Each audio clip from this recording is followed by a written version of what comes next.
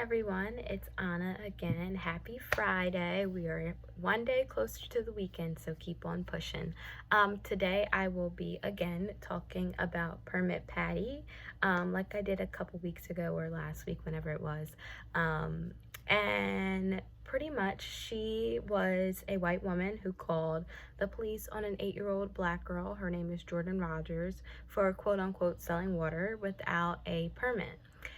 And I think that in a way, Permit Patty, also known as Ellison Edel, I believe that's how you say her name, she was wrongfully viewed by social media, and just a few other people who maybe looked over, what the situation actually was and kind of blew it out of proportion more than what she meant or intended or how it really should have been.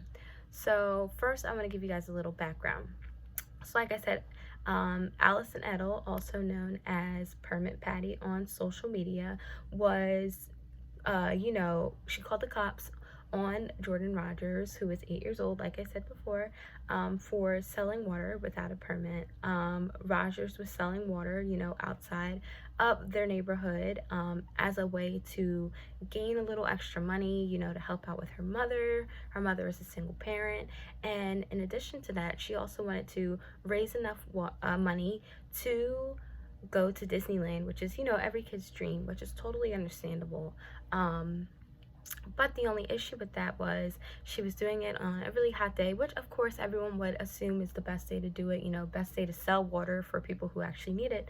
But at the same time, not everyone has free time on their hands when they could just go out and take a walk or go out and sell water bottles. People, are working. And with that being said, sometimes bills are high and people just want to open their windows and let in fresh air and appreciate the nature and stuff and appreciate getting, that fresh air.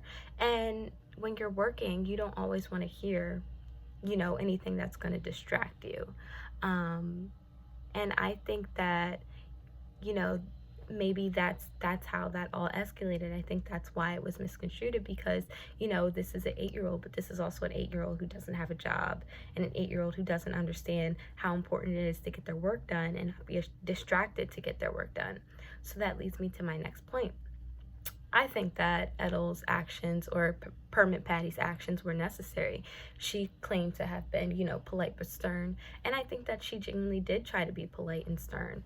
The thing is, I think when you're getting a little frustrated, and you are really passionate about something, when you deliver that, you want to make sure that you say that in a manner where it can't be, misconstrued or misinterpreted or overlooked, because this is, a serious matter. You want to make sure that you get your point across in a way that someone will understand that, hey, this is really bothering me, this is really hurting me, I feel very emotional about this, and I need you to respect that. Like I said, sometimes when people are frustrated, they will have to deliver it that way. And I think that because this was a serious matter for her, there was no other way for her to get the point across. When you're nice about it, someone may not take it as serious. They might be like, okay, that's a maybe I should do this, instead of a, oh, I really need to do this because someone's really truly bothered by it. And speaking of people being bothered by it, it could have been a bother to the other neighbors. It wasn't included in the story that we read, but there probably were neighbors who were feeling the same way. Everybody's working, this is a time when, it's summertime. People want to make enough money so that they can go on their trips and do this and do that with their family. And you really only have those 9 to 5, gap to get all that done, to get all your work done, so that you don't fall behind.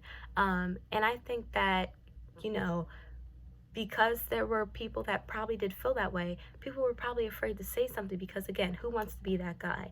But that doesn't go to say that they weren't calling each other, that, no one else was feeling that way. It's definitely a possibility. These are neighbors. A lot of times neighbors will create a nice relationship where they feel comfortable enough to call each other and be like, do you hear this kid outside? And then it definitely could have led to that. But again, the story doesn't show that. It only shows her, on the phone calling the police. It doesn't show all that other, factors to it, those other components. So, yeah, I think that in a way, you have to think about how inconsiderate that could have been to the other neighbors who, again, are trying to get their work done. I also think that she did this as a way to educate the 8-year-old. I'm surprised that the mother wasn't like, okay, honey, maybe let's pick a Saturday or something, you know? Why would the mom allow it to be on a day when people are working? I mean, people have jobs, you know? Everyone's working from home right now. How would anyone feel if there's, you know, people screaming and whatnot while I'm trying to get all my homework done? I would be so mad. So yeah, I think in a way she was trying to educate Jordan and say, listen, sweetie, like, people are out here working. Like, you gotta stop this. You can't keep screaming at the top of your lungs. I get it, you're trying to sell water bottles, but you don't even have a permit to be out here, you know? Like, you have to have permits to do these certain things legally. So maybe she was trying to teach her a little lesson there, that you can't just do what you want because you have time to. Think about it. Yeah, so in addition to that, like I said, my mom, she works, and you know, when I come downstairs where she works and start distracting her, she gets a little frustrated. She lets me know, like, you need to go back upstairs because I have work to do, and if I don't get this work done, I'm gonna be behind and I'm gonna get in trouble by my boss. So, you know, you really have to think about that. You know, although some may say that, you know, the child's actions were pure, which I definitely do think that her actions were pure, but her mother, again, should have, you know, thought about everyone and thought about how inconsiderate it probably was to have her kid, you know, screaming and trying to sell water bottles. And, you know, in a way, I think that it was kind of unthoughtful, you know, to the neighbors. It was, in a way, not disrespectful, but definitely unthoughtful and inconsiderate of their neighbors.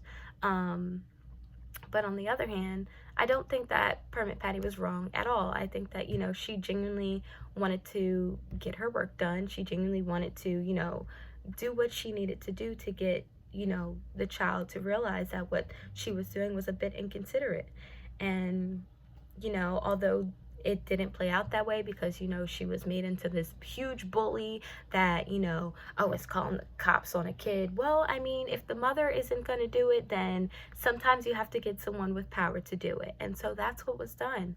And that was the outcome. I don't think that her actions were wrong. She had every right to, you know, be mad about it. She had every right to call someone who could actually resolve the issue. And that's what she did. I mean, that's what anybody would do.